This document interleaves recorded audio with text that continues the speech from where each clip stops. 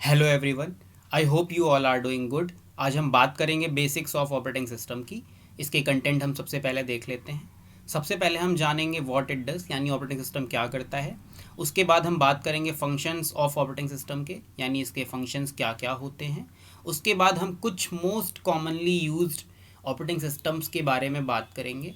उसके बाद Windows operating system की shortcut keys, important shortcut keys कौन कौन सी होती हैं, उनका क्या यूज़ होता है, इसकी पीडीएफ हम आपको इस वीडियो लेक्चर के डिस्क्रिप्शन में उसका लिंक प्रोवाइड कर देंगे, आप वहाँ से देख लेंगे। इसके बाद कुछ फाइल एक्सटेंशंस के भी हम आपको पीडीएफ प्रोवाइड कर देंगे। और इसके साथ आज के लेक्चर में ही ऑपरेटिंग सिस्टम से जितने भी इम्पॉर्टेंट एमसीक्यूज़ हमारे आने वाले एग्ज़ाम में, चाहे वो ट्रिपल सी का एग्ज़ाम हो, चाहे वो यूपीपीसीएल TG2 का एग्ज़ाम हो, इन दोनों ही एग्ज़ामों में इस चैप्टर से जितने भी इम्पॉर्टेंट एमसीक्यूज़ कवर होंगे, इनके बारे में हम बात करते हैं। तो चलिए शुरू करते हैं।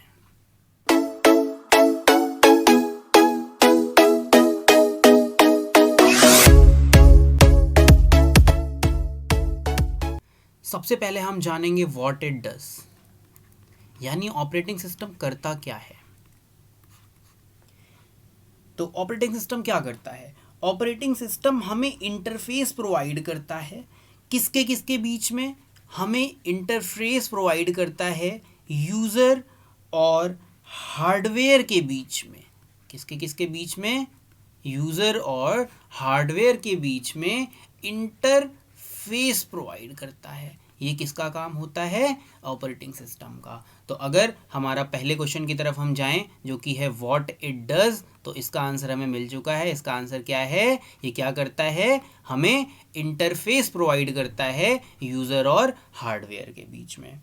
इसके बाद अगर हम और इसके बारे में जानें और हम बोले कि ये क्या क्या करता है, तो हम कह सकते हैं it mediates between application program and hardware components, यानी ये मध्यस्थता का काम करता है। किसके किसके बीच में? एक एप्लीकेशन सॉफ्टवेयर, बहुत ध्यान से समझिएगा, application software and hardware components. Hardware components, इनके बीच में क्या करता है? ये मध्यस्थता का काम करता है। अच्छा, इसके बाद अगर मैं आपको बोलूं कि मेनली दो टास्क होते हैं। कितने टास्क होते हैं? दो टास्क होते हैं। तो भाई पहला टास्क कौन सा होता है? पहला टास्क तो होता है कि ये क्या करता है? कंप्यूटर के हार्डवेयर को मैनेज करता है। यानी पहला टास्क क्या हुआ? Managing the hardware, managing the hardware. अच्छा भाई, दूसरा टास्क फिर क्या होगा? अब ये दूसरा टास्क ये करता है कि मैनेज करने के बाद यूज़र को एक इंटरफेस प्रोवाइड करता है।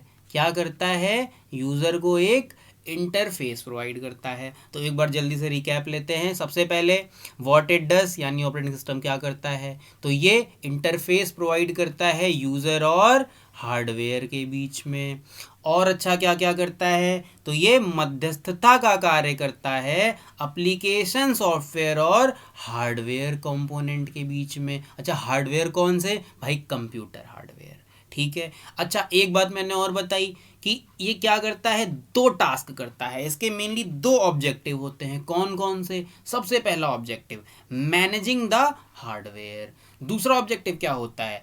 उसके बाद मैनेज करने के बाद यूज़र को इंटरफेस प्रोवाइड करता है। ठीक है, इतनी बातें क्लियर हो गई।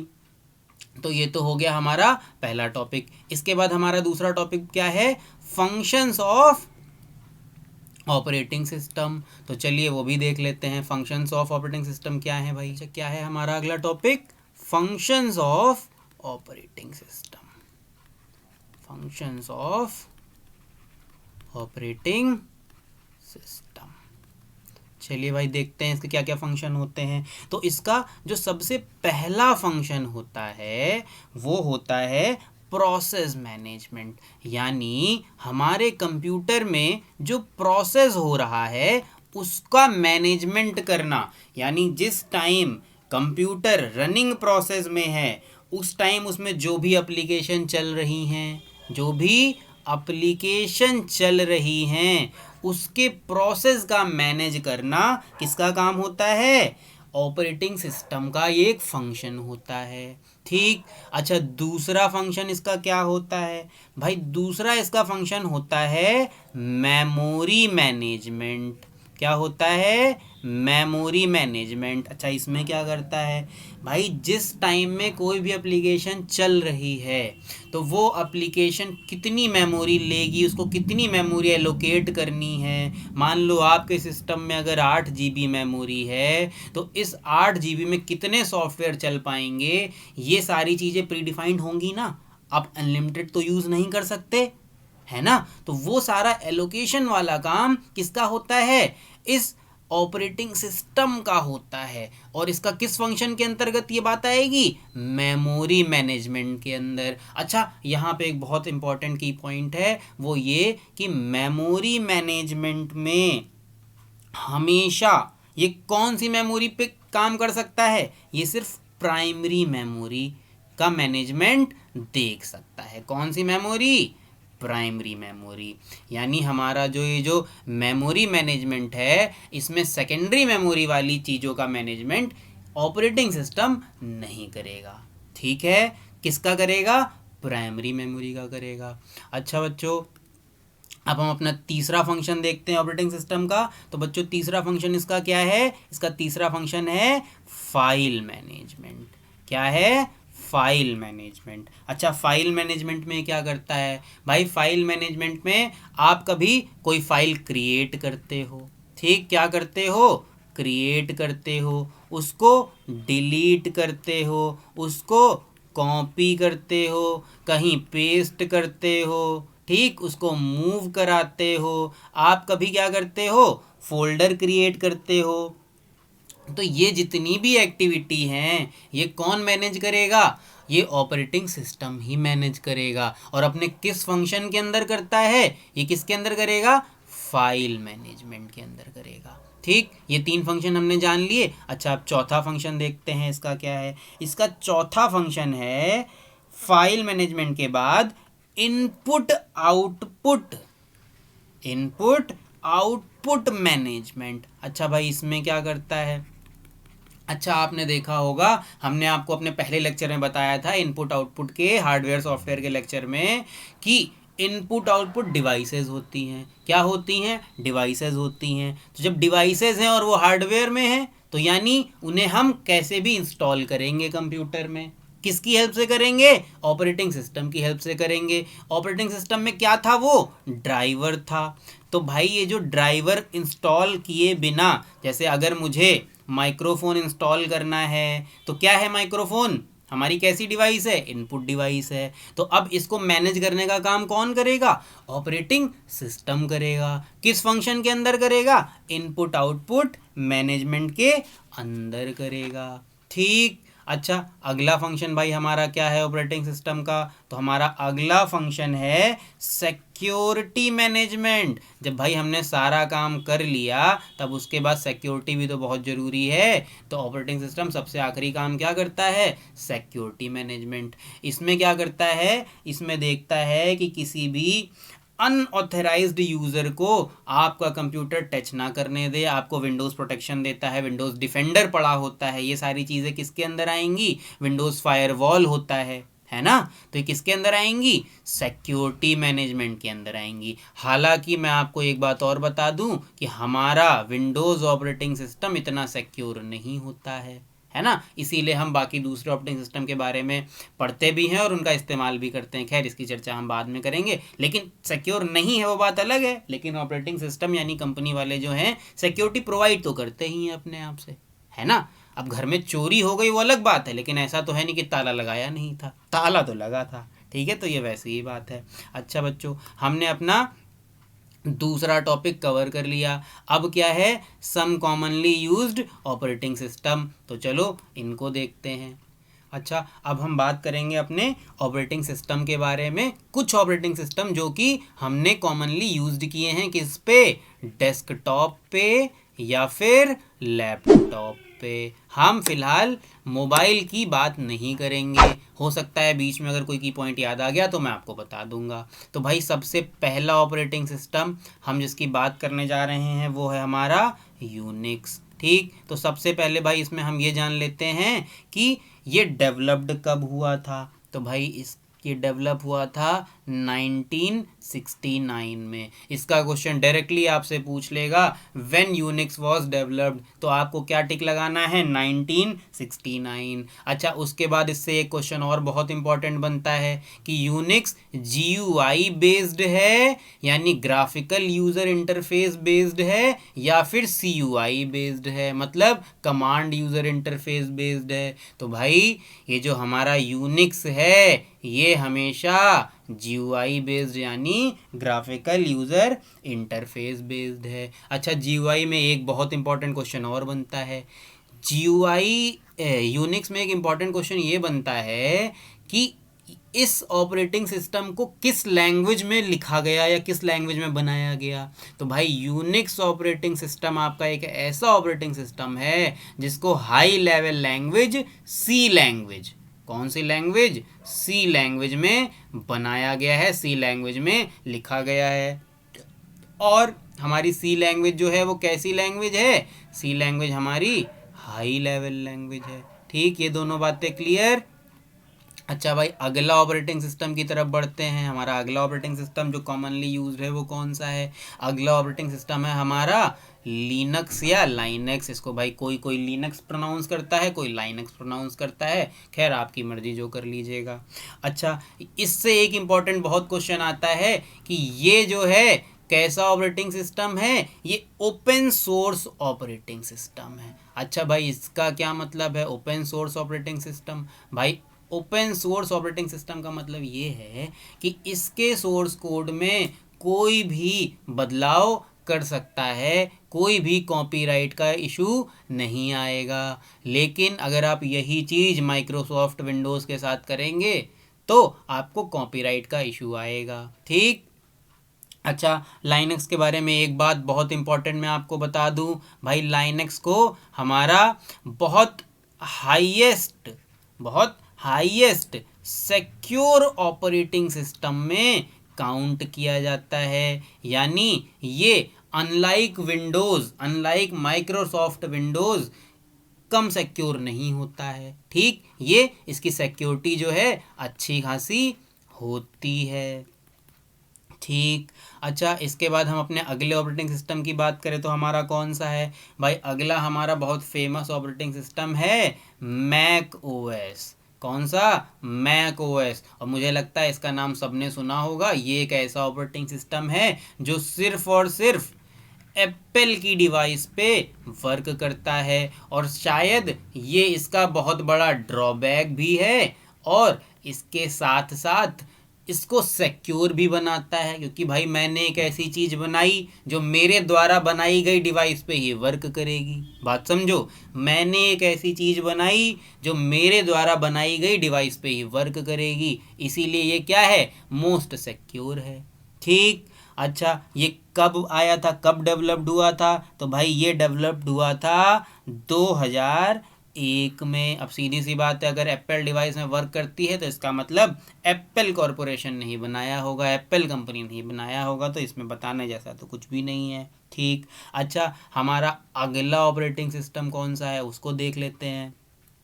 तो भाई हमारा जो अगला ऑपरेटिंग सिस्टम है ये वो ऑपरेटिंग सिस्टम है जो आपको हमारे सारे सिस्टम में, हमारे सारे का मतलब अगर आप भी अपने लैपटॉप में देखोगे तो आपको यही ऑपरेटिंग सिस्टम मिलेगा। तो भाई कौन सा है ये है माइक्रोसॉफ्ट विंडोज़। कौन सा है, ये है माइक्रोसॉफ्ट विंडोज़। और भाई ये जो ऑपरेटिंग सिस्टम है ये होता है GUI बेस्ड, मतलब ग्राफिकल यूज़र इंटरफेस। ये ग्राफिकल यूज़र इंटरफेस का मतलब मैं अभी आपको एक बार कंपेयर करके बता दूंगा GUI CUI का। ठीक है, अभी पहले हम ऑपरेटिंग सिस्टम के बारे में बात कर लेते हैं।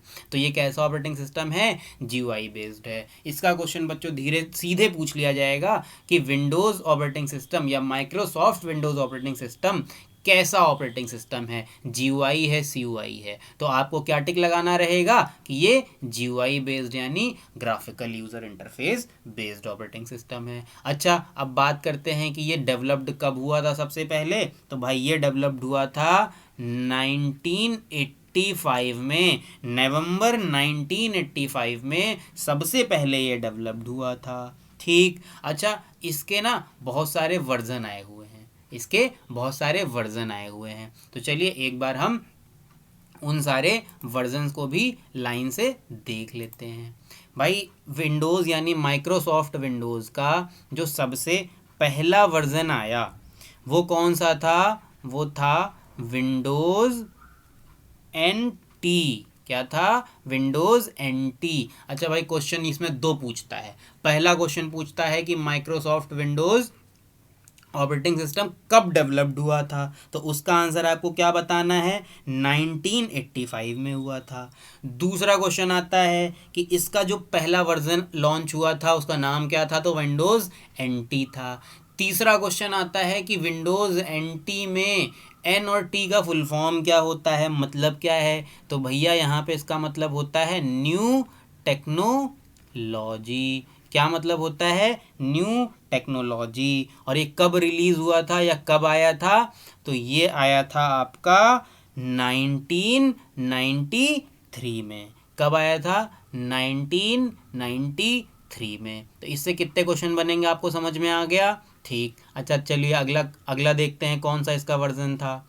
अच्छा, इसका अगला वर्जन था विंडोज़ 95, विंडोज़ 95। तो भाई अब यहाँ पे नाम से पता चल रहा है 95 क्या शो कर रहा है, देखो पहला ऑपरेटिंग सिस्टम आया था इसका 93 में, उसके बाद आया विंडोज़ 95, क्योंकि ये डेवलप्ड कब हुआ था, 1995 में, इसीलिए इसका नाम ही रख दिया गया विंडोज़ 95। लेकिन अभी से एक चीज़ क्लियर कर दूँ आपको, कन्फ्यूज़न क्रिएट मत करना, इसे तरीका मत बनाना याद करने का। ये मत कहने लगना कि विंडोज़ 7 सिर्फ 2007 में आया था, नहीं, विंडोज़ 7 2007 में नहीं आया था, विंडोज़ 7 आपका आया था 2009 में। तो इसीलिए मैं अभी से बता रहा हूँ कि इसको ट्रिक मत बना लेना याद करने की कि जो भी विंडोज़ के आगे लग जाएगा वही उसी ईयर में डेवलप्ड हुआ था, नहीं, ऐसा बिल्कुल नहीं हुआ था। ठीक, अच्छा, अगला ऑपरेटिंग सिस्टम अगर हम देखें तो भाई कौन सा था, तो अगला था हमारा विंडोज़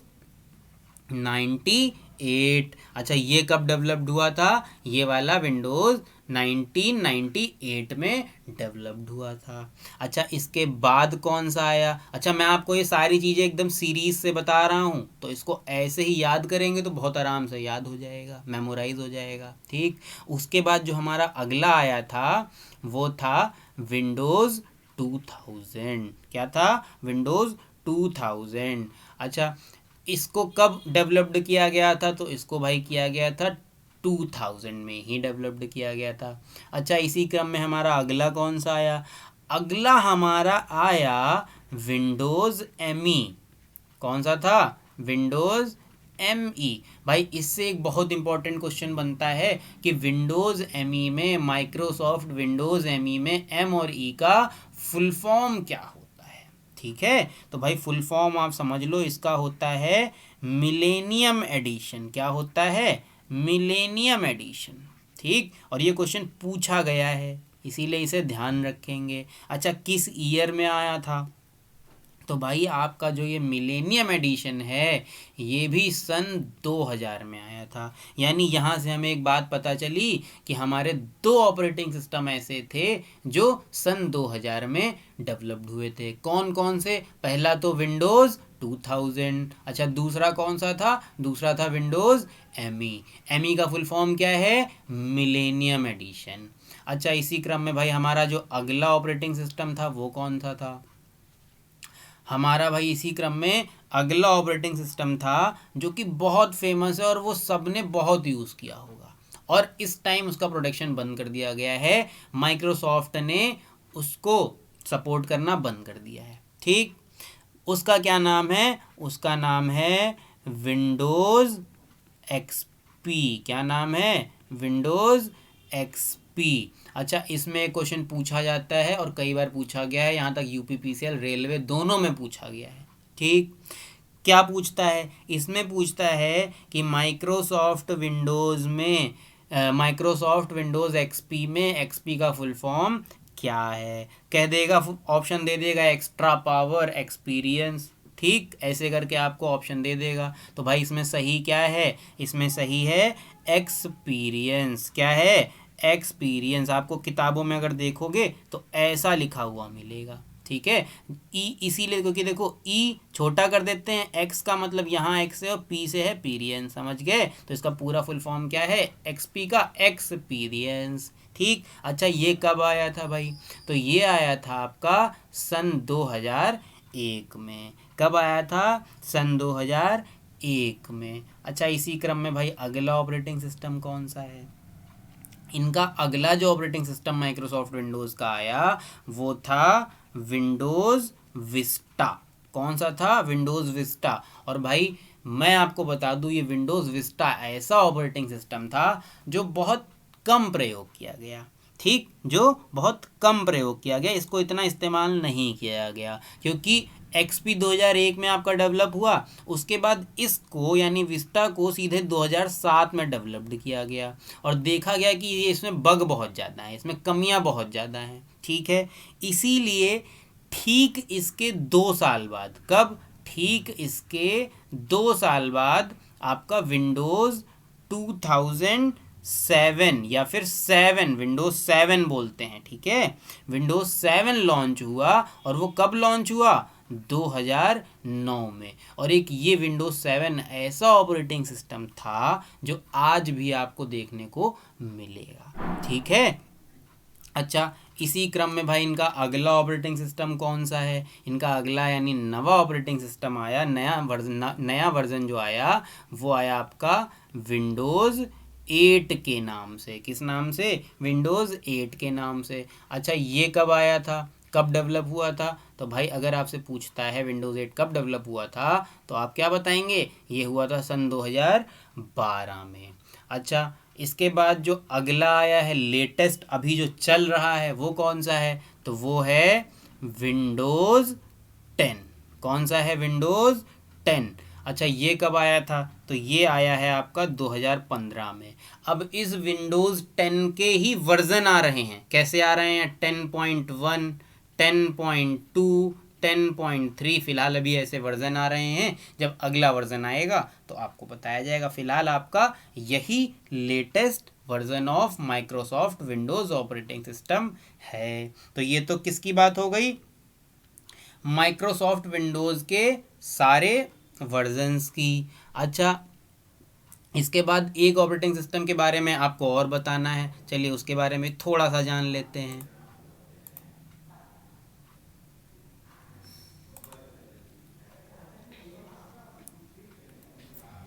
अच्छा अगला हमारा एक इम्पॉर्टेंट ऑपरेटिंग सिस्टम है, कौन सा? MS DOS. इसकी सबसे पहले तो फुल फॉर्म ही पूछ लेता है। तो फुल फॉर्म क्या है? Microsoft disk operating system. क्या फुल फॉर्म है? Microsoft disk operating system. ठीक, अच्छा उसके बाद एक क्वेश्चन और पूछ लेता है कि ये कैसा ऑपरेटिंग सिस्टम है? GUI है या CUI है? क्या है? GUI है या CUI है? ग्राफिकल यूज़र इंटरफेस है या कमांड यूज़र इंटरफेस है? तो भाई ये जो ऑपरेटिंग सिस्टम है ये आपका कमांड यूज़र इंटरफेस है। ठीक, अच्छा अब यहाँ पे एक छोटी सी बात और जान लेते हैं। अभी हमारे मोबाइल में हम जो ऑपरेटिंग सिस्टम यूज़ करते हैं, मोस्ट कॉमनली यूज़ करते हैं, वो है एंड्रॉयड। कौन सा है? एंड्रॉयड। अच्छा तो एंड्रॉयड कब आया था, कब डेवलप हुआ था? तो भाई एंड्रॉयड डेवलप हुआ था आपका 2008 में। किसने डेवलप किया था? तो ये गूगल वालों ने डेवलप किया था। तो याद रखिएगा जितने भी विंडोज़ ऑपरेटिंग सिस्टम थे किसने डेवलप किए? माइक्रोसॉफ्ट ने। लेकिन ये जो एंड्रॉयड ऑपरेटिंग सिस्टम है ये गूगल कंपनी ने डेवलप किया है। कब किया है? 2008 में किया है। ठीक, अच्छा अब आपको ज़रा मैं बता दूं कि आखिर ये GUI क्या होता है और CUI क्या होता है। तो भाई GUI का फुल फॉर्म है ग्राफिकल यूज़र इंटरफेस। क्या फुल फॉर्म है? Graphical user interface. इंटरफेस। अच्छा, ग्राफिकल यूज़र इंटरफेस का मतलब क्या है? ऐसा ऑपरेटिंग सिस्टम जिसमें आपको जो भी कंप्यूटर पे कमांड देने हैं वो किसी ना किसी ग्राफिक के थ्रू देने हैं, किसी ना किसी ग्राफिक पे क्लिक करके देने हैं। ग्राफिक का मतलब क्या होता है? यानी फोटो आप समझ लो, या इमेज फाइल आप समझ लो, जो चीज़ आपको सीधे सीधे दिखे, ठीक, वो क्या है? ग्राफिक है। तो ये कैसा ऑपरेटिंग सिस्टम हो गया? ग्राफिकल यूज़र इंटरफेस हो गया। अच्छा, कमांड यूज़र इंटरफेस क्या होता है, या कैरेक्टर यूज़र इंटरफेस क्या होता है? भाई ये ऐसा ऑपरेटिंग सिस्टम है, इसको जब आप खोलोगे ना तो खाली एक काले रंग की स्क्रीन आएगी सामने, बस, बाकी कोई आइकन नहीं आएगा, कोई शॉर्टकट नहीं आएगा, कुछ नहीं आएगा।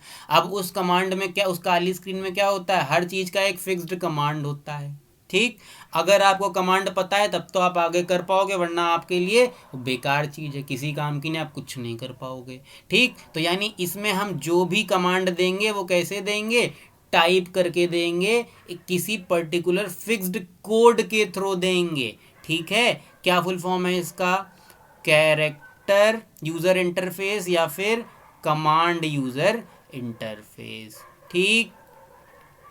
तो यही रीज़न है कि जो कमांड यूज़र इंटरफेस है भाई, इसको वही आदमी इस्तेमाल कर पाएगा जिसको कोड पता होगा, जिसको नहीं पता है वो क्या कर लेगा। तो इसीलिए जो command user interface operating system होता है वो बहुत सिक्योर होता है in comparison to graphical user interface operating system. और आपका जो माइक्रोसॉफ्ट विंडोज़ है वो होता है ग्राफिकल यूज़र इंटरफेस।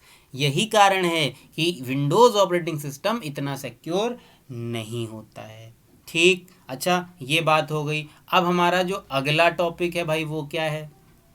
हमारा जो अगला टॉपिक है वो है शॉर्टकट कीज फॉर विंडोज़, और उसके बाद अगला टॉपिक है टाइप्स ऑफ फाइल्स एक्सटेंशन। तो भाई इन दोनों को तो आपको याद करना है, ठीक, सीधे सीधे आपको याद करना है, तो इन पे मैं समय ज़्यादा नहीं गंवाऊंगा। इसका मैं सीधे आपको माइक्रोसॉफ्ट विंडोज़ की जितनी भी शॉर्टकट कीज होती हैं A to Z सबका एक PDF इसी वीडियो के डिस्क्रिप्शन में डाल दूंगा, आप वहाँ से आराम से पढ़ लें।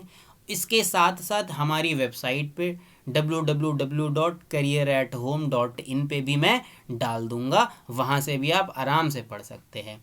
अब इसके बाद जो हमारा अगला टॉपिक है वो क्या है? Important MCQs। तो भाई बेसिक्स ऑफ ऑपरेटिंग सिस्टम से जितने इम्पॉर्टेंट MCQs हैं, किसको छोड़कर? एक ये शॉर्टकट कीज को छोड़कर और एक ये फाइल एक्सटेंशन को छोड़ो, क्योंकि ये तो सीधे आपको याद करना है भाई। इनसे क्वेश्चन ऐसा आता है कि Ctrl+C किसका शॉर्टकट है? तो भाई कॉपी का है तो कॉपी का ही रहेगा, आपको याद कर लेना है, समझ रहे हो? तो इसमें हम MCQs में आपको करवा के क्या करें, हम क्यों समय बर्बाद करें, है ना। सेम चीज़ वही फाइल्स एक्सटेंशन में है, जैसी याद करनी जो है वही है। अगर पूछ लेगा .xls किसका फाइल एक्सटेंशन है, तो भाई वो किसका है? माइक्रोसॉफ्ट एक्सेल का है। अब वो एक्सेल का ही रहेगा, चाहे मैं उसे MCQ में करवाऊं और चाहे आपको PDF में लिख के दे दूं, है ना। तो क्यों समय बर्बाद करूं, आपको मैं PDF में दे दूंगा। अच्छा, तो अब हम कहाँ बढ़ रहे हैं? अपने इंपॉर्टेंट MCQ की तरफ, और इसमें जो मोस्ट इंपॉर्टेंट है वही हम देखेंगे विद डिटेल। तो चलिए शुरू करते हैं। अच्छा, हमारा पहला क्वेश्चन क्या है? हमारा हमसे पहला क्वेश्चन पूछ रहा है यूबुंटू इज एन। यूबुंटू क्या है भाई? यूबुंटू ऑफिस है, MS ऑफिस है, कौन सा ऑफिस है, या ब्राउज़र है? ब्राउज़र क्या होता है भाई? जिस पे हम इंटरनेट सर्फिंग करते हैं, क्या करते हैं? इंटरनेट इस्तेमाल करते हैं, जैसे क्रोम हो गया, मोजिला फायरफॉक्स हो गया, इंटरनेट एक्सप्लोरर ही अब आपका एज हो गया है, माइक्रोसॉफ्ट एज हो गया है। UC जो चाइनीज़ वाला है ना, UC ब्राउज़र हो गया, ओपेरा हो गया, ठीक। तो ये सारे क्या हैं? ब्राउज़र आपके हो गए। अच्छा, उसके बाद क्या कह रहा है? डेस्कटॉप एप्लीकेशन है। तो क्या यूबुंटू कोई डेस्कटॉप एप्लीकेशन है? नहीं भाई, ये भी नहीं है। यूबुंटू है हमारा एक ऑपरेटिंग सिस्टम। और भाई मैं आपको बता दूं, जो यूबुंटू होता है ये भी GUI बेस्ड यानी graphical user interface operating system है। और यूबुंटू से काफ़ी लोग रूबरू हुए होंगे। अच्छा, कैसे हुए होंगे मैं बता दूं। आपको याद है हमारे अखिलेश भैया ने एक लैपटॉप बंटवाए थे सबको, है ना, जिसका प्रयोग तो आपने खूब किया था, है ना, किस लिए किया था वो आप ही खैर जानो। तो इसमें 2 ऑपरेटिंग सिस्टम डाल के दिए गए थे भाई, कौन कौन सा था। एक तो दिया था उन्होंने विंडोज़, माइक्रोसॉफ्ट विंडोज़, जहाँ तक मुझे याद है इसमें इन्होंने 7 डाल के दी थी, ठीक। अगला एक और दिया था आपको यूबुंटू, ठीक है। तो इन्होंने 2 ऑपरेटिंग सिस्टम यानी डुअल बूट करके आपको लैपटॉप दिए थे, और दोनों ही क्या हैं, जीयूआई बेस्ड हैं, ठीक। अच्छा, तो चलिए अब हम बढ़ते हैं अपने अगले क्वेश्चन की तरफ। हमसे हमारा अगला क्वेश्चन क्या कह रहा है, the primary purpose of the operating system is, मतलब जो ऑपरेटिंग सिस्टम है उसका प्राइमरी पर्पस क्या होता है। देखो इस क्वेश्चन में बहुत कंफ्यूजिंग क्वेश्चन है, इस बात को समझ लेना। वो ये नहीं कह रहा है कि ऑपरेटिंग सिस्टम क्या करता है या पर्पस क्या होता है, वो कह रहा है जो उसका प्राथमिक पर्पस है, समझ रहे हो, जो सबसे पहला काम है, खाली वो बताओ, ठीक। तो अब जरा ऑप्शन की तरफ देखते हैं। पहला ऑप्शन कह रहा है to make the most efficient use of the computer hardware. क्या वो कंप्यूटर हार्डवेयर को मोस्ट इफिशियंट तरीके से प्रयोग कर पाए, ऐसा कुछ करता है, ये पर्पस है। नहीं भाई, ये पर्पस नहीं है। अगला देखते हैं, to allow people to use computer.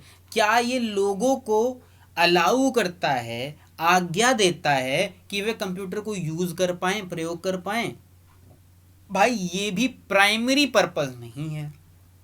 अच्छा, अगला ऑप्शन देखते हैं, to keep systems programmers employed. नहीं भाई, ये तो बिल्कुल ही नहीं है, ठीक है। अच्छा, अब चौथा क्या है, to make computer easier to use, यानी ये क्या करता है, कंप्यूटर को यूज़र के लिए आसान बना देता है कि वो प्रयोग कर सके, है ना। और मैंने सबसे पहले जब आपको बताया था कि व्हाट इट डज, यानी ऑपरेटिंग सिस्टम क्या करता है, तो वहाँ पे क्या बताया था कि इंटरफेस प्रोवाइड करता है ना।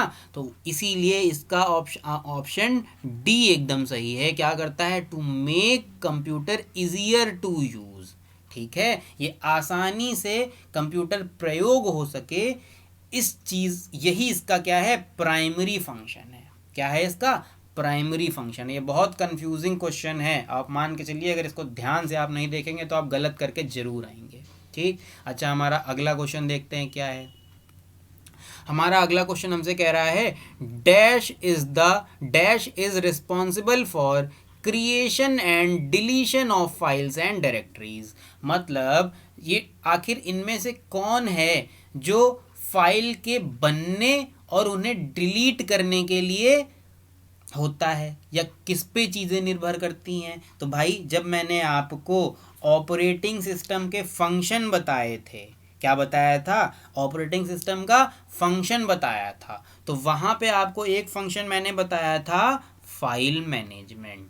क्या फंक्शन बताया था, फाइल मैनेजमेंट। अच्छा, फाइल मैनेजमेंट मैंने आपको क्या बताया था, मैंने आपको फाइल मैनेजमेंट बताया था कि किसी भी फाइल के बनने में, क्रिएशन में, डिलीशन में या मूव करने में कौन जिम्मेदार होगा, ऑपरेटिंग सिस्टम होगा, बताया था ना। और वो किसके अंदर आएगा, फाइल मैनेजमेंट के अंदर आएगा। तो इसका सही आंसर हम आंख बंद करके क्या लगा देंगे, ऑपरेटिंग सिस्टम। हम बाकी ऑप्शन देखेंगे भी नहीं, ठीक। अच्छा, हमारा अगला क्वेश्चन की तरफ चलिए बढ़ते हैं। भाई अगला क्वेश्चन हमसे कह रहा है it provides scheduling to each process to be run on. भाई यानी इनमें से कौन सी तरह का जो ऑपरेटिंग सिस्टम है वो हमें प्रोवाइड करता है कि हम हर प्रोसेस को शेड्यूल कर सकें, समझ रहे हो, आराम से काम कर सके शेड्यूल करके। तो भाई वो है आपका टाइम शेयरिंग ओएस, यानी टाइम शेयरिंग ऑपरेटिंग सिस्टम। तो अब भाई जब बात हो रही है टाइम शेयरिंग ओएस की, तो सबसे पहले जान लेते हैं टाइम शेयरिंग ओएस क्या होता है। तो भैया ये भी आपका एक तरह का ऑपरेटिंग सिस्टम होता है। टाइम शेयरिंग ऑपरेटिंग सिस्टम वो होता है जिस ऑपरेटिंग सिस्टम को एक ऑपरेटिंग सिस्टम को कई जगह से कई जगह पे टर्मिनल से कई यूज़र एक ही टाइम पे इस्तेमाल कर सकें। कौन सा ऑपरेटिंग सिस्टम? ये वो ऑपरेटिंग सिस्टम है जिस एक ऑपरेटिंग सिस्टम को, एक सीपीयू को कई यूज़र अलग अलग जगह से टर्मिनल से प्रयोग कर सकें। तो ये कौन सा ऑपरेटिंग सिस्टम हो जाएगा? टाइम शेयरिंग ऑपरेटिंग सिस्टम आ जाएगा। अच्छा, एक बात और, कभी भी आपको किसी भी क्वेश्चन के एमसीक्यू में ऑप्शन में दो ऑपरेटिंग सिस्टम एक साथ में नहीं मिलेंगे। कौन कौन से? टाइम शेयरिंग और मल्टीटास्किंग। क्योंकि टाइम शेयरिंग और मल्टीटास्किंग मान के चलो 99% एक है, ठीक है ना, तो इसीलिए फिर उसमें अंतर हो नहीं पाएगा क्योंकि दोनों सेम चीज़ें हैं। समझ रहे हैं आप? तो इसीलिए जब भी आपको कभी ऑप्शन में अगर टाइम शेयरिंग दिया है तो मल्टीटास्किंग नहीं दिया होगा, मल्टीटास्किंग दिया है तो टाइम शेयरिंग नहीं दिया होगा। मैंने बल्कि अभी एक दो क्वेश्चन बाद वो क्वेश्चन भी डाल दिया, आपको देखने को मिल जाएगा। अच्छा, अगला क्वेश्चन चलिए देखते हैं। अच्छा, हमसे हमारा अगला क्वेश्चन कह रहा है an operating system is said to be multi user if. हमारा ऑपरेटिंग सिस्टम मल्टी यूज़र कब कहलाएगा? भाई यहाँ से देखो, पकड़ो इसको, मल्टी यूज़र, मल्टी मतलब कई सारे, यूज़र मतलब यानी जो आदमी काम करेगा, वर्क करेगा। अब ऑप्शन देख लो, पहला क्या है? More than one program can run simultaneously, यानी एक से ज़्यादा प्रोग्राम एक समय पे कर सकें काम। क्या ये मल्टी यूज़र हुआ? नहीं भाई, ये तो नहीं हुआ, तो यानी पहला तो गलत। अच्छा, दूसरा देखो क्या है? More than one users can work simultaneously, यानी एक समय पे एक से ज़्यादा यूजर्स उस सिस्टम पे काम कर सकें। क्या ये हुआ मल्टी यूज़र? हाँ जी, यही हुआ मल्टी यूज़र। ठीक है, तो अब हम तीसरे की तरफ भी नहीं जाएंगे, चौथे की तरफ भी नहीं जाएंगे, आंख बंद करके क्या करेंगे? दूसरा ऑप्शन टिक लगा देंगे और ये हमारा सही हो जाएगा। अच्छा, अगला क्वेश्चन देखते हैं हमारा क्या है। अगला क्वेश्चन हमसे कह रहा है dash provides process and memory management services that allow 2 or more task, jobs और प्रोग्राम्स टू रन साइमल्टेनियसली। यानी इनमें से ऐसा कौन सा ऑपरेटिंग सिस्टम है, ठीक, जो क्या करता है? एक समय पे 2 या 2 से ज़्यादा टास्क, जॉब या प्रोग्राम को चलाने के लिए हमें अलाउ करता है। कौन सा ऑपरेटिंग सिस्टम होगा? अभी मैंने आपको इसीलिए ऊपर देखो बताया था। तो देखो यहाँ पे क्या क्या दिया है, हमें क्या करने हैं? मल्टी टास्क करने हैं, मोर टास्क करने हैं, तो इसीलिए यहाँ पे क्या होगा? Multi tasking operating system. बाकी सारे सीधे गलत। अच्छा, एक चीज़ यहाँ से, मल्टी प्रोसेसिंग ऑपरेटिंग सिस्टम क्या होता है? तो भाई मल्टी प्रोसेसिंग ऑपरेटिंग सिस्टम वो होता है जिस ऑपरेटिंग सिस्टम में मोर देन वन सीपीयू यूज़ हो। क्या हो? मोर देन वन सीपीयू यूज़ हो। भाई आजकल के टाइम में जब हमें काम बहुत ज़्यादा करना होता है, काम बहुत ज़्यादा मतलब बहुत ज़्यादा लोड चाहिए होता है, जैसे आजकल तो भाई गेमिंग वाले भी, जो लड़के भाई गेमिंग करते हैं कि नई चीज़ें शुरू हुई हैं, आप यूट्यूब वगैरह खोलेंगे तो देखेंगे गेमिंग कर रहे हैं लोग। तो जो बड़े बड़े गेमर होते हैं ना, उनका भला एक सीपीयू से नहीं होता है, तो वो क्या करते हैं? 2 सीपीयू लगा लेते हैं। समझ रहे हैं? तो ऐसे ऑपरेटिंग सिस्टम को क्या कहते हैं? Multi processing operating system. लेकिन हमारे क्वेश्चन में क्या पूछा गया था? वो ऑपरेटिंग सिस्टम बताओ जो एक ही समय पे 2 या 2 से ज़्यादा टास्क अलाउ करेगा, तो वो कौन सा है? Multi tasking operating system. अच्छा, चलिए अब अगले क्वेश्चन की तरफ बढ़ते हैं। अगला क्वेश्चन हमारा है the simultaneous process of 2 more programs by multiple processor is. भाई देखो, अभी जो आपको पीछे बताया वही अगला क्वेश्चन आ गया। अभी मैंने आपको बताया वो ऑपरेटिंग सिस्टम जिसमें 2 से ज़्यादा प्रोसेसर लगे हों। क्या हों? 2 से ज़्यादा प्रोसेसर लगे हों, तो उसको हम क्या कहते हैं? मल्टी प्रोसेसिंग ऑपरेटिंग सिस्टम कहते हैं। क्या कहते हैं? मल्टी प्रोसेसिंग ऑपरेटिंग सिस्टम कहते हैं। जबकि काम एक ही हो रहा है, बात समझो, काम एक ही है, ठीक, लेकिन प्रोसेसर कितने लगे हैं? एक से ज़्यादा, 2 या 2 से ज़्यादा। बात समझ गए? तो ऐसे को क्या कहेंगे? Multi processing operating system. अच्छा, अगला क्वेश्चन देखिए। अगला क्वेश्चन हमसे कह रहा है dash is an operating system which was developed in 1969।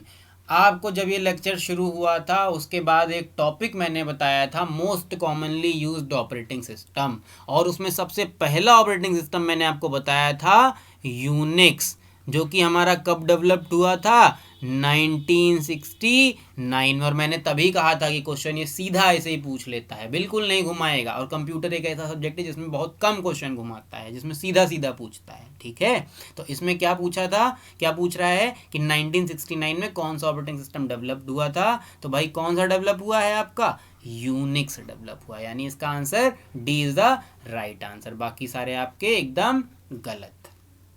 अच्छा अगला क्वेश्चन देखते हैं।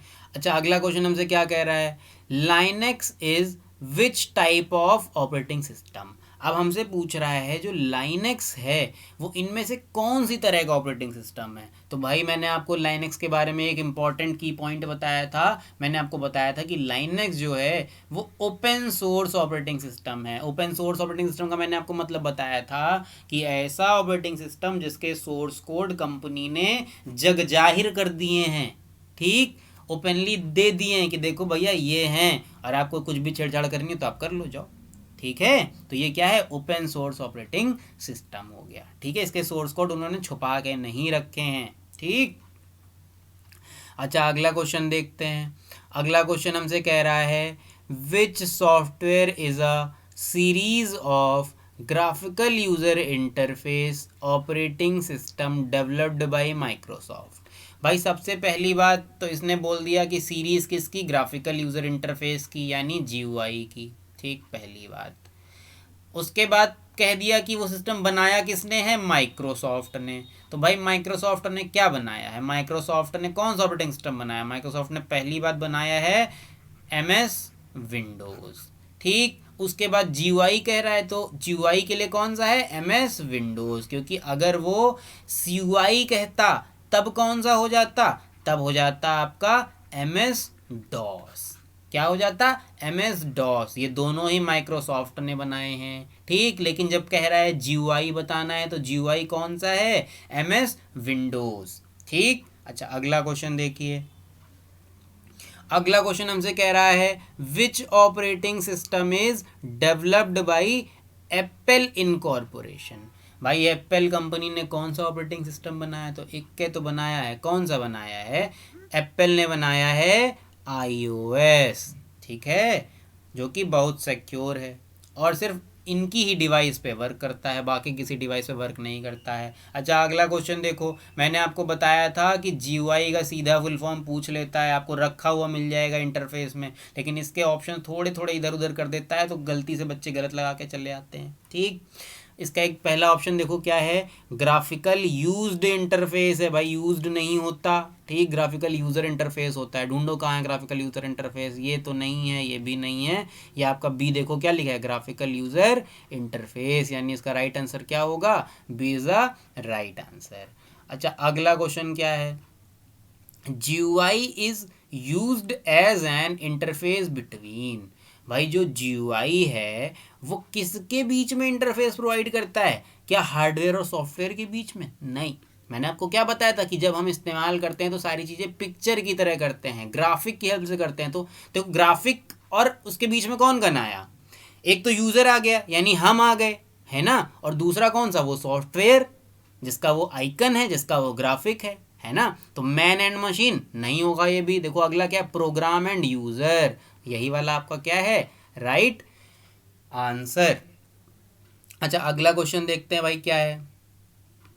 अगला क्वेश्चन हमसे कह रहा है it uses pictures called icons and menus displayed on the screen to send command to the computer screen. मतलब ये कह रहा है कि ये एक ऐसी चीज़ है जो पिक्चर्स का इस्तेमाल करती है। किस चीज़ के लिए करती है, कोई भी कमांड कंप्यूटर सिस्टम को देने के लिए ये पिक्चर्स का इस्तेमाल करती है। तो ये क्या हुआ, क्या ये कमांड बेस्ड इंटरफेस हुआ, कैरेक्टर बेस्ड इंटरफेस हुआ, या फिर ग्राफिकल यूज़र इंटरफेस हुआ। तो मैंने आपको पहले ही बताया था ग्राफिकल यूज़र इंटरफेस का मतलब क्या है, क्या करेगा, कंप्यूटर को कमांड देने के लिए पिक्चर का इस्तेमाल करेगा, आइकन का इस्तेमाल करेगा। जैसे अगर हमको VLC मीडिया प्लेयर चलाना होता है माइक्रोसॉफ्ट विंडोज़ में, तो हम VLC मीडिया प्लेयर के आइकन पे क्लिक करते हैं, तब वो अपने आप कमांड देता है किसको, सिस्टम को, कंप्यूटर सिस्टम को, और तब अपने आप VLC मीडिया प्लेयर खुल जाता है। तो हमने क्या किया, यूज़र ने क्या किया, यूज़र ने पिक्चर पे क्लिक किया।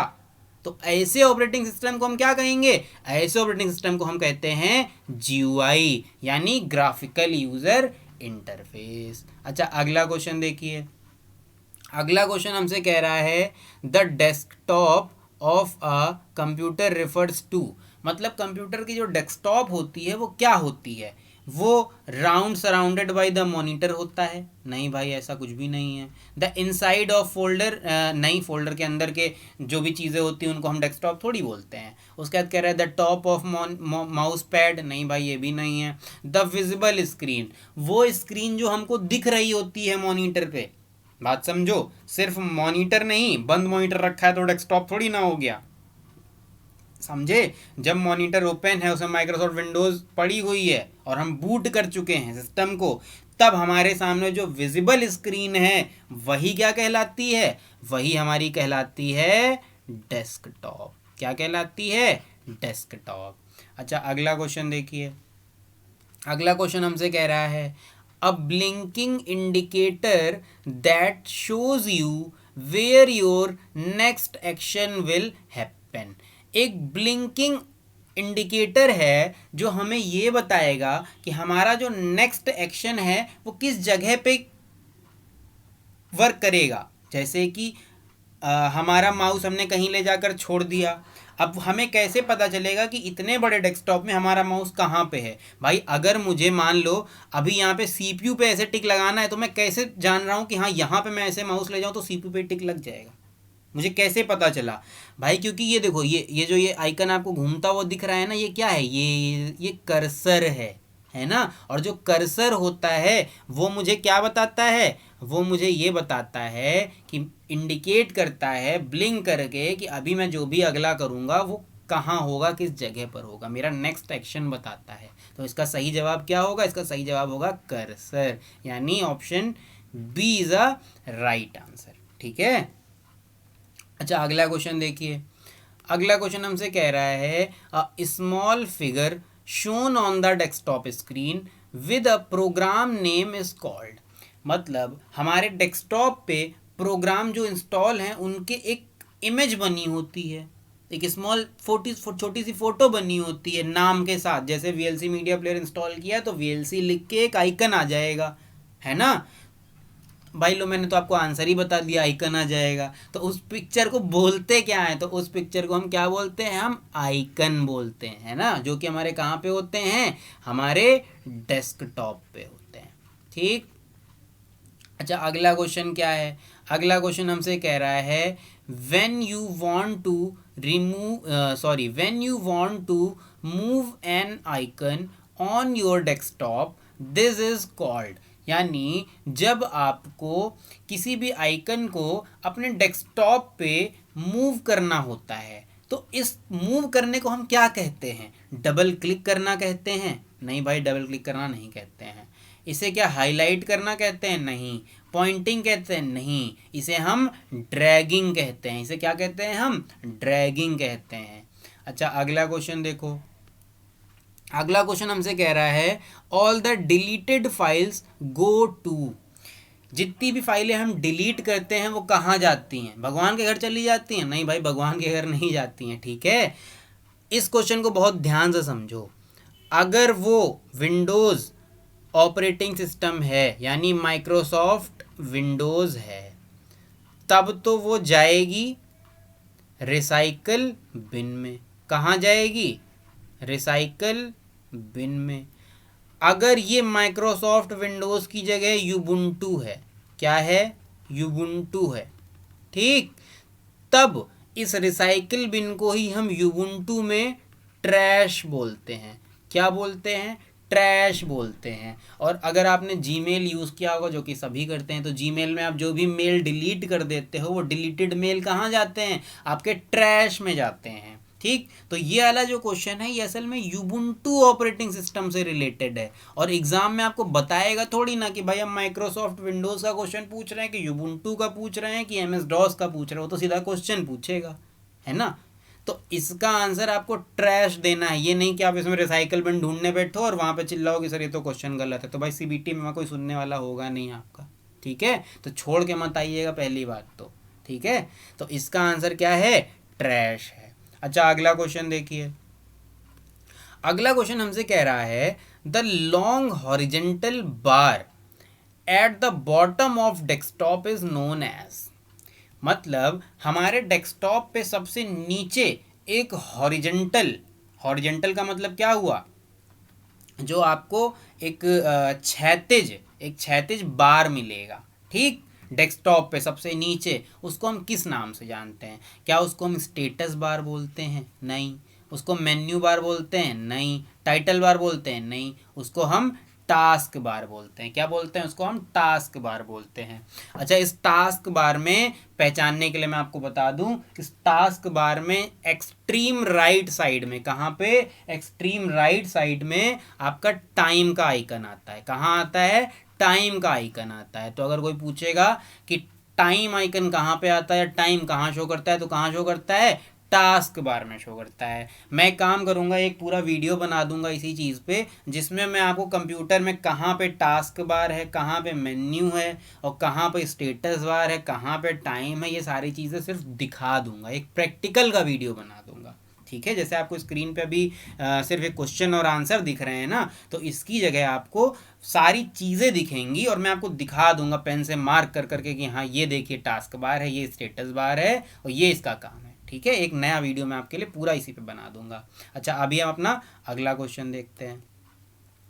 अगला क्वेश्चन हमसे कह रहा है it dash is a collection of information saved as unit, मतलब इनमें से ऐसा क्या है जो इंफॉर्मेशन का कलेक्शन है, कॉम्बिनेशन है, लेकिन सेव्ड एज यूनिट, लेकिन एक फाइल मात्र है, एक ही एक यूनिट, एक इकाई है, ठीक है। तो एक जो इकाई होती है इंफॉर्मेशन के कलेक्शन की, उसको हमेशा हम फाइल बोलते हैं। क्या बोलते हैं? उसको फाइल बोलते हैं, ठीक। और जब कई सारी फाइल मिलेंगी तो वो सारी चीज़ें अलग है ना। लेकिन जब एक सिंगल इंफॉर्मेशन के कॉम्बिनेशन को हम मिला दें तो उस सिंगल यूनिट को जो हम बोलेंगे उसे हम फाइल बोलेंगे, ठीक है। तो यानी इसका option B is the right answer. अच्छा अगला क्वेश्चन देखिए। अगला क्वेश्चन कह रहा है व्हाट इज अ फाइल। तो वैसे तो हमने पहले अभी ऊपर ही अगले क्वेश्चन, पीस के पहले वाले क्वेश्चन में ही देख लिया फाइल क्या होती है ना। फिर भी भाई यहाँ पे भी देखो, आप यहाँ पे जरा पढ़ो क्वेश्चन को और इसके ऑप्शन को कि फाइल क्या है। सबसे पहला ऑप्शन कह रहा है a file is a section of main storage and use to store data. तो क्या भाई ये डेटा स्टोर करने के लिए फाइल यूज होती है? नहीं, पहला तो गलत हो गया, एक ऑप्शन खत्म। देखिए जब ऐसे क्वेश्चन आए तो आपको क्या करना है, यहाँ पे एलिमिनेशन मेथड अपनाना है। यानी आप क्या करते जाओ, सारे ऑप्शन पढ़ो, ठीक, समझो, और जो आपको लगे कि ये वाला तो एकदम गलत है, सही नहीं, जब आपको लगे कि हमको क्वेश्चन नहीं आ रहा है, इसका आंसर नहीं पता, तो आपको क्वेश्चन तो आ ही नहीं रहा है, लेकिन आप क्वेश्चन में क्या गलत है ये तो बता ही सकते हो। बात को समझो। तो अब हम क्या करेंगे, सिर्फ ऑप्शन पढ़ेंगे और देखेंगे इनमें से कौन सा नहीं हो सकता, कौन सा हो सकता है। ये तो हम तब करते जब क्वेश्चन देखा और हमको सीधे आंसर पता, हमने ऑप्शन देखा ही नहीं, टिक मार दिया।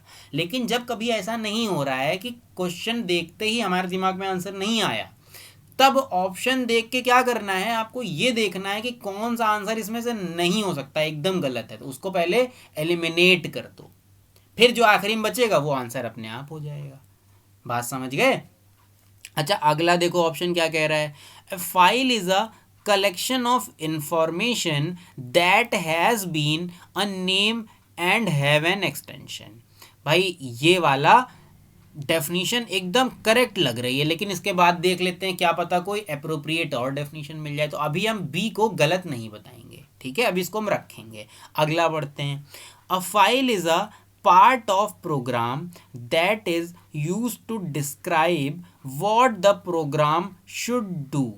मतलब कह रहा है कि जो फाइल होती है वो किसी प्रोग्राम का हिस्सा होती है, किसी प्रोग्राम का एक छोटा सा हिस्सा होती है, जो कि क्या डिस्क्राइब करती है, वो बताती है कि ये फाइल जो है क्या करेगी, ठीक है। अच्छा क्या ऐसा होता है? नहीं भाई, फाइल इसको तो नहीं कहते, तो ये वाला तो गलत हो गया। अच्छा अगला ऑप्शन क्या कह रहा है? अगला ऑप्शन कह रहा है a file can be saved only in CDs. नहीं भाई, ऐसा तो कुछ भी नहीं है कि फाइल सिर्फ सीडी में सेव होगी। तो यानी जब हमारा ऑप्शन ए गलत हो गया, देखो बहुत ध्यान से, कितने प्यार से क्वेश्चन हो गया। ऑप्शन ए गलत, ऑप्शन सी गलत, ऑप्शन डी गलत, तो इसका मतलब सही कौन सा? ऑप्शन बी अपने आप सही हो गया। ठीक है, तो ऐसे क्या होगा कि आपको कभी कभी क्वेश्चन ना भी आते हुए अगर आप ऑप्शन बहुत ध्यान से पढ़ेंगे तो भी आपका क्वेश्चन हो जाएगा और एकदम सही हो जाएगा। ठीक, अगला क्वेश्चन चलिए देखिए। अगला क्वेश्चन हमसे कह रहा है files are organized after storing in, यानी फाइल्स को हम निम्नलिखित में से, फॉलोइंग में से किस में डाल दें, किस में स्टोर कर दें कि वो ऑर्गेनाइज हो जाए, सही क्रम से लग जाए। तो किस में डाल दें? उसको आर्चीव कर दें? नहीं। उसको इंडिसेस कर दें? नहीं। उसको लिस्ट कर दें? नहीं। उसको भाई अगर हम फोल्डर में डाल देंगे तो क्या होगी? वो ऑर्गेनाइज हो जाएगी। ठीक। अच्छा अगला क्वेश्चन देखिए।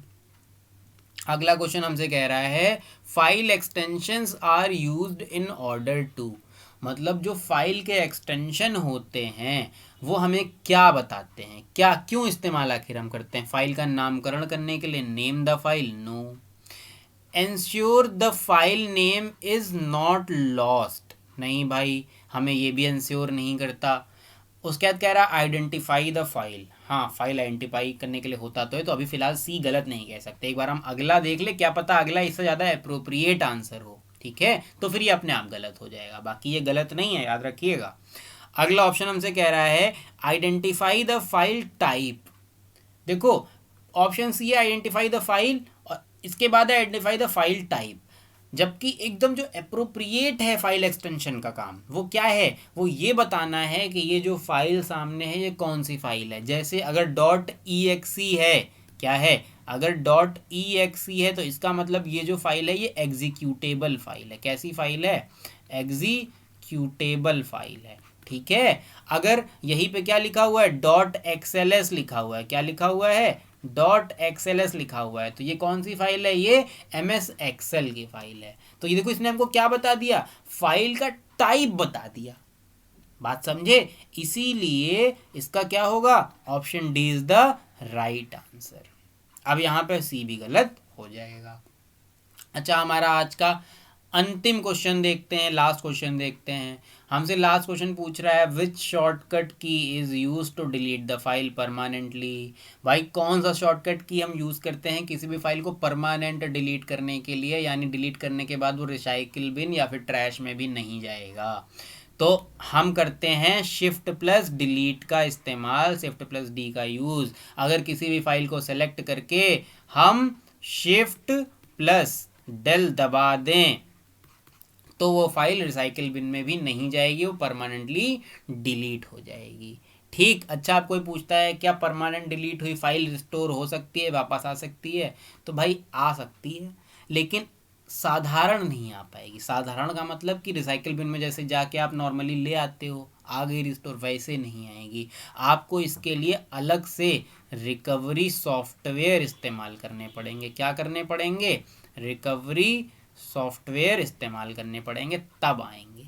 ठीक है, तो इसके साथ आज का हमारा वीडियो होता है ख़त्म। और इस वीडियो के साथ साथ मैंने आपको पहले ही बताया था कि इसके वीडियो के डिस्क्रिप्शन में हम आपको माइक्रोसॉफ्ट विंडोज़ की जितनी भी शॉर्टकट कीज़ हैं वो सारी दे देंगे। याद रखिएगा, मैं बार बार बोल रहा हूँ, माइक्रोसॉफ्ट विंडोज़ की शॉर्टकट कीज़ दूंगा, अभी आपको एमएस ऑफिस की एमएस ऑफिस की शॉर्टकट कीज़ नहीं दूंगा, क्योंकि अभी आगे आपका एक चैप्टर आएगा पूरा का पूरा एमएस ऑफिस, तो वहाँ पे मैं आपको एक और पीडीएफ दूंगा। ठीक है, वहाँ पे मैं आपको एक और पीडीएफ दूंगा, उसमें माइक्रोसॉफ्ट ऑफिस की सारी शॉर्टकट कीज होंगी। अभी जो आपको मैं पीडीएफ दूंगा इसमें ऑपरेटिंग सिस्टम की सिर्फ और सिर्फ क्या कहते हैं शॉर्टकट कीज होंगी। ठीक है, और इसके साथ साथ अगर आपको लगता है कि इस चैप्टर से कोई भी ऐसा क्वेश्चन है आपका जो आपको लगता है कि मैंने आपको जितना आज बताया उससे वो क्वेश्चन सॉल्व नहीं हो रहा है, तो उस क्वेश्चन को कमेंट बॉक्स में डाल दें, आपको उसका आंसर तत्काल प्रभाव से जैसे ही मैं देखूंगा आपको मिल जाएगा। ठीक, इसके साथ साथ अगर किसी को कोई डाउट हो तो वो भी वो कमेंट बॉक्स में पूछ सकता है। इसके साथ हमारी वेबसाइट पे जाएगा तो उसे वहाँ पे हमारा व्हाट्सएप नंबर भी मिल जाएगा। वो व्हाट्सएप नंबर पे मैसेज करके कोई भी चीज़ डाउट क्लियर कर सकता है। कोई भी चीज़ का मतलब पढ़ाई से रिलेटेड ही होनी चाहिए। ठीक है, तो आज के लिए इतना ही। मिलते हैं आपसे हमारे अगले लेक्चर में।